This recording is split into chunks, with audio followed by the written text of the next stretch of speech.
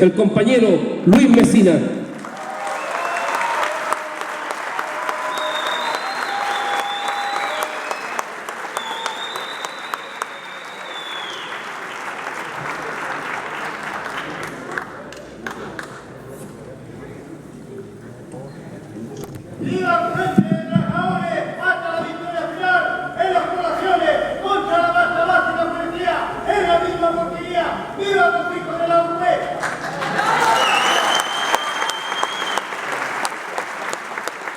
Buenas noches, compañeros y compañeras, estimados amigos, activistas, dirigentes de colectivos, dirigentes de las 22 organizaciones políticas que forman parte del movimiento Todos a la Moneda. Quiero en particular saludar a las compañeras del sindicato Call Center Outlet, que llevan 23 días de huelga y que es un sindicato pequeño y como pequeño está invisibilizado, como tantos otros. También a las compañeras que hicieron un esfuerzo grande por intentar configurar una propuesta programática desde el mundo del trabajo, y quiero señalarlo en dos mujeres, abogadas, las dos de la Dirección del Trabajo, pero comprometidas con nuestra causa, Anora Buceta y Oreta Fansalida.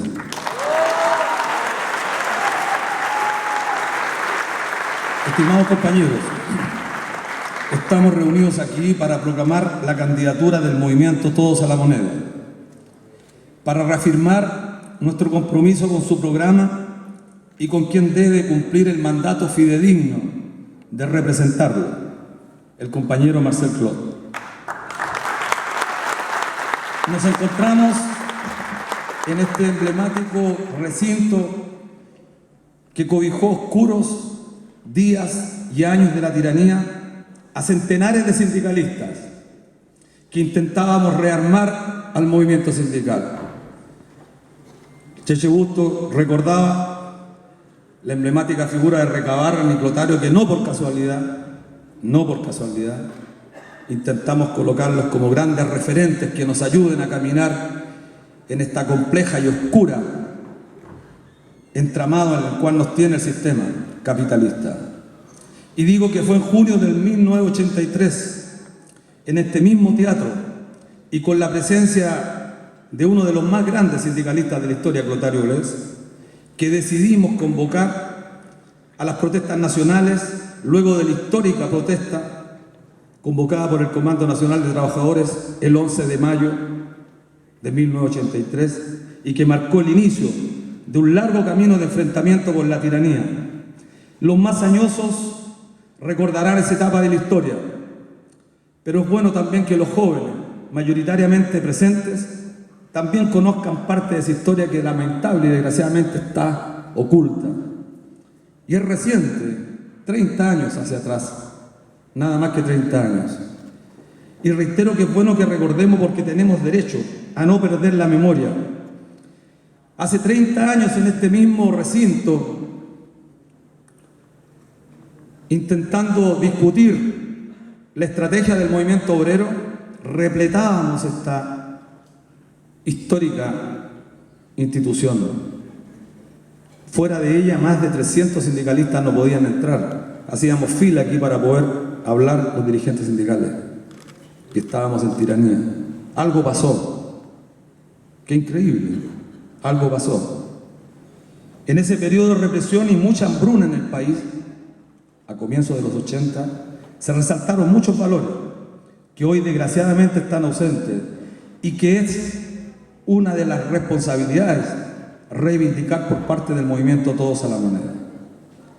Quizás el más importante de esa época, sin el cual hubiésemos perecido, fue la solidaridad, que no solo era un aliciente para no morir en la desesperanza de la dictadura, sino que implicaba tendernos la mano, apoyar al más desvalido, cooperar en las ollas comunes, concurrir masivamente a las huelgas y a las asambleas apoyando con alimentos, con dinero, organizándonos, reuniendo implementos de materiales para las protestas que de día y especialmente de noche durante 3 intensos años tuvieron a nuestro pueblo luchando por zafarse de las garras de la tiranía. pero por sobre todo, luchábamos con algo que no pudo arrancarnos la dictadura y que creció con la lucha, con la movilización.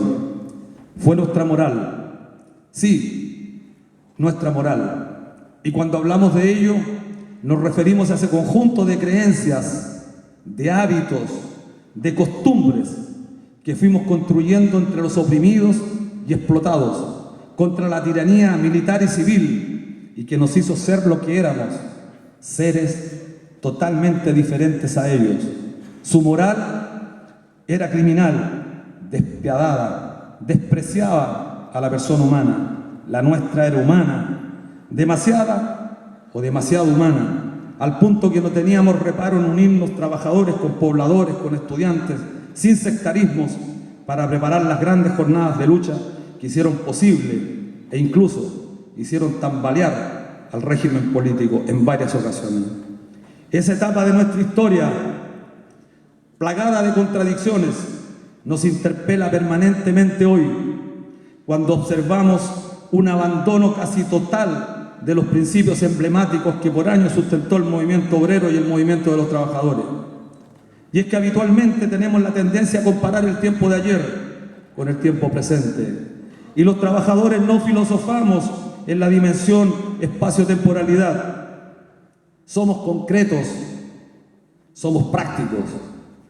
Y vemos cómo toda la arquitectura política, jurídica y económica construida por civiles amparados en la dictadura, en los 70 y en los 80, se mantiene intacta, inclusive perfeccionada para no provocar fracturas, rectificada y legitimada por Ricardo Lagos. ¿Cuál es el sentido entonces de recordar estos hechos en esta proclamación histórica después de 40 años? Para quienes continuamos creyendo que el sujeto de derechos más importante en la sociedad capitalista son los trabajadores, resulta fundamental recordarlo. ¿Por qué? Dirán algunos. Porque si vemos nuestra historia reciente y la no tan reciente, observaremos justamente la relevancia y determinación que este actor social ha tenido y continúa teniendo. Y en la medida que siga postrado como está en la actualidad, seguiremos imposibilitados de provocar cambios estructurales, cambios radicales, como dice nuestro candidato. Sabemos que no todos comparten esta visión. Inclusive, en nuestro propio movimiento Todos a la Moneda, existen compañeros con una visión diferente. ¡Qué bien! ¡Qué bueno que así sea! Ello muestra que este movimiento es diverso, es amplio, bebe de diferentes fuentes del pensamiento. Aquí hay quienes reivindican o se reivindican del marxismo, del anarquismo, del cristianismo, del humanismo, libres pensadores, etc. Todos bajo un mismo programa, todos bajo una misma consigna, bajo una misma moral, sin capitulaciones al sistema y con la más absoluta independencia política de los poderosos, como lo planteó don Luis Emilio Recabarren y Clotario Blest.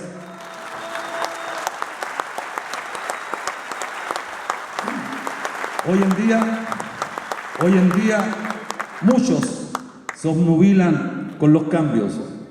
Son los que continúan con la tarea emprendida por los difamadores del pensamiento revolucionario que se agrupó a comienzos del siglo XX. Después de tantos años, de tanta evidencia empírica, no logran entender la omnipotencia de la estructura económica sobre las cuales se funda, jurídica, cultural y políticamente la actual sociedad. El desarrollo histórico continúa dándose como producto de estas contradicciones brutales entre quienes compran trabajo y quienes vendemos nuestra fuerza de trabajo. Esa contradicción fundamental y vital no está resuelta por la historia. Las formas de organización del trabajo han cambiado, nos dicen. ¿Qué duda cabe que han cambiado? Pero ¿qué es lo que ha cambiado? ¿Y qué es lo que se mantiene constante? En esta era en que algunos la denominan postfordismo, el capitalismo reajustó sus piezas, acabó con la época industrial y reorganizó la manera, la forma de organización del trabajo, lo fragmentó y con ello dividió en espacio y en tiempo las relaciones de producción del trabajo. Se acabó la concentración de grandes conglomerados obreros en un solo lugar. Hoy la dispersión es la característica, pero es la apariencia.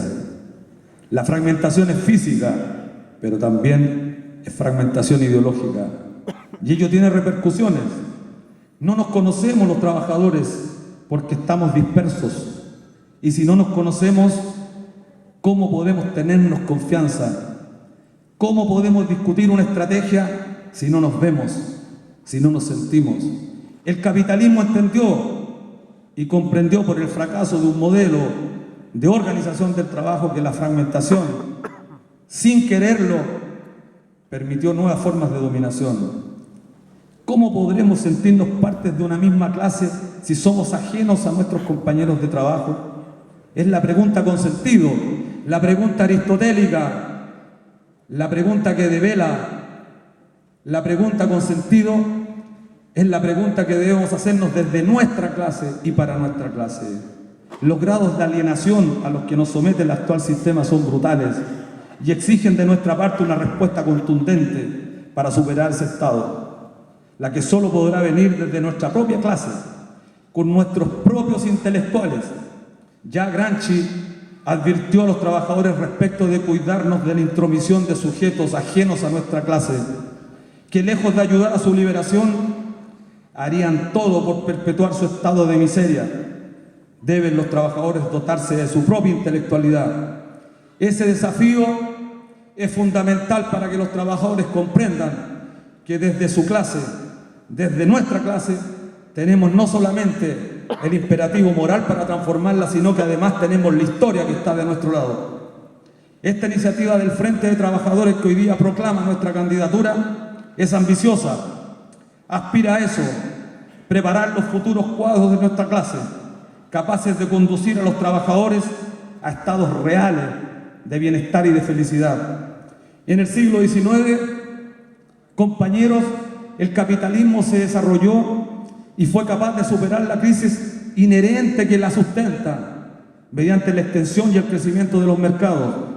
A comienzos del siglo XX, el capitalismo alcanzó otra fase, la fusión del capital bancario y del capital industrial. Bajo los auspicios del capital bancario formó lo que hoy denominamos capital financiero, y como soy del sistema financiero, comprendimos tardíamente esta fusión que ha hecho tantos estragos. Este capital financiero espera que la inversión dé ganancias, mantenga la cuota de ganancias, mantenga la tasa de ganancias, igual en todos los campos.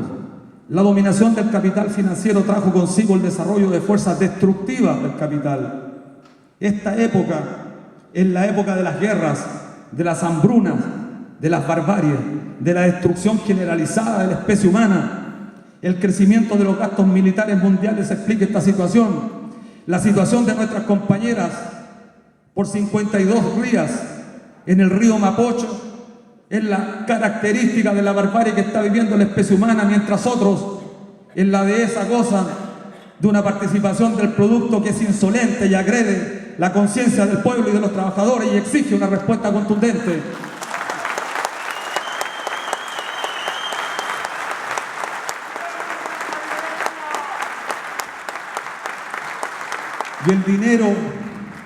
Y el dinero que brota sin cesar, que Marx designó como la otra gran fuerza destructiva, es un hecho que la causa en los últimos decenios se han sucedido burbujas especulativas.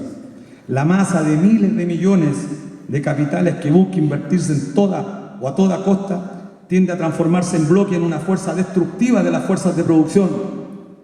Los 165.000 millones de dólares son la expresión más concreta de nuestros ahorros previsionales en Chile.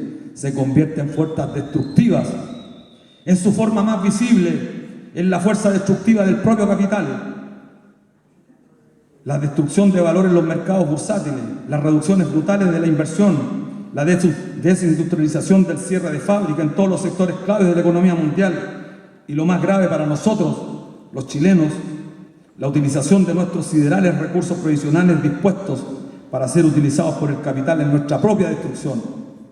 Por ello nuestro programa Todos a la Moneda es revolucionario, porque plantea derechamente situar al ser humano y en especial a los trabajadores como el protagonista central de su historia. Es revolucionario porque pretende golpear en las bases mismas de la arquitectura en la que se sustenta este modelo económico propio del sistema capitalista. Así lo hizo Emilio Recabarren al mando de la Federación Obrera de Chile, cuando en 1920 postuló la presidencia de la República con un programa radicalmente revolucionario que planteaba sin eufemismos la superación de la sociedad capitalista y su reemplazo un gobierno de los trabajadores asumido por la Foch. Luego, en 1953, don Clotario constituyó la Central Única de Trabajadores CUT, que lo único que tiene parecido a esta es la sigla. Levantó un programa totalmente revolucionario, que entre otros señalaba, comillas, que el Estado capitalista es una expresión de la lucha de clases y por lo tanto, mientras subsista el capitalismo en cualquiera de sus formas, este será su instrumento de explotación. Hoy, la presidenta de la Central Unitaria de Trabajadores, CUT, ha participado en la Junta Anual de NADE, refugio de los más recalcitrantes explotadores de Chile, dueños de las empresas que hoy día están sufriendo los embates del desprecio miserable que nos tienen. Ha sido ovacionada por los empresarios, como nunca, quienes nos han limitado en todo uso de adjetivos para calificarla como una verdadera dirigente, que en verdad ella sí que entiende de relaciones modernas y que da lo mismo que sea del Partido Comunista.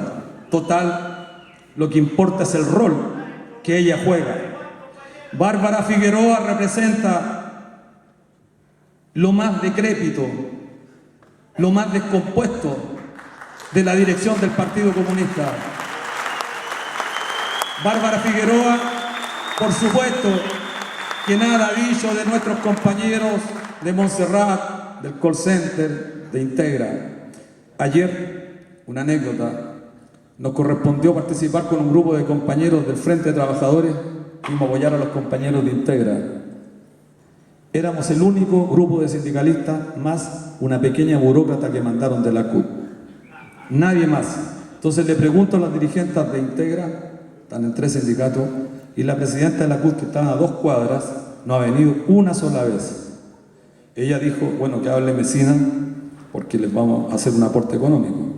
Y las otras dirigentes dijeron no, porque estos tipos están con toda la moneda y capaz que incendien mucho el escenario, y lo que se trata aquí es de que apaciguemos las expectativas de los trabajadores. Bueno, los trabajadores en consecuencia, estimados compañeros, estamos obligados a dotarnos de una herramienta política para liberarnos. Nuestras vidas no pueden estar condicionadas a la mera condición de explotado y enajenado, donde el sistema capitalista nos libera de tanto en tanto para no reventar, otorgándonos grados controlados de enajenación a través de la borrachera, a través del fútbol, para que la caldera social no explote. ¿Qué duda cabe? La autoconvocación que tiene el fútbol nos llama a una reflexión. Los dirigentes estudiantiles y sus movimientos han comenzado a romper el cerco de la realidad, primero rescatando nuestro lenguaje. La red libertaria, los compañeros de la UNE han incorporado en sus propuestas, en sus cánticos, la lucha por el socialismo. Algunos de los colectivos que participan en el movimiento Todos a la Moneda le han agregado algunos adjetivos como socialismo libertario, socialismo ecológico, pero socialismo al fin de cuentas, no capitalismo.